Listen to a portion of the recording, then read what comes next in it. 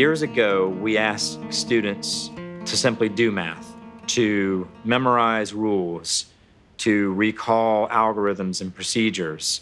What's different today and what's been different the last 5 to 7 years is we're actually asking students to understand the math because we want them to be able to apply it.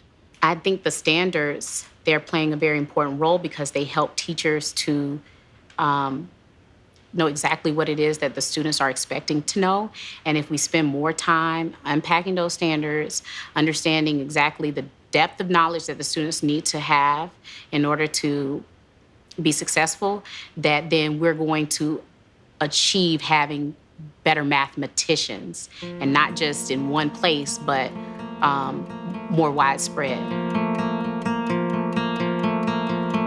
Well, one of my students, he reached out and he thanked me so much because he said I made him work so hard in his math class. And he said at the time he didn't appreciate the problem-solving techniques and the things that the collaborative group skills that I was teaching. Because even though he's not an engineer or a math person in general, he uses those skills, those problem-solving skills, the reasoning, the logic every single day. And I think that that's something that students and people miss out on in general is they don't realize that we're not just teaching math.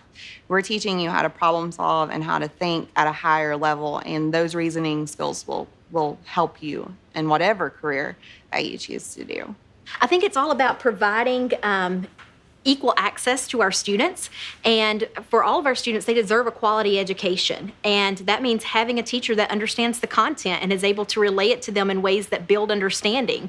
And our standards actually have ways that they break down the content for students so that they're looking at ways to compose and decompose number.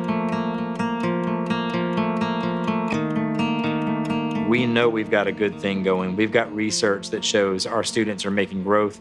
Traditionally, Georgia has been outpaced by most states, but we've closed that gap in the last 5 years, and we think a lot of that has to do with the rigor, the coherence of our standards. Students are rising to the challenge. We have moved to the 13th in the nation in student achievement. There's a lot of work still to do, but we need to celebrate the progress that has been made with the standards that are developing and calling us to develop that conceptual understanding. We know historically math education, just like most things, is a shifting pendulum that swings back and forth.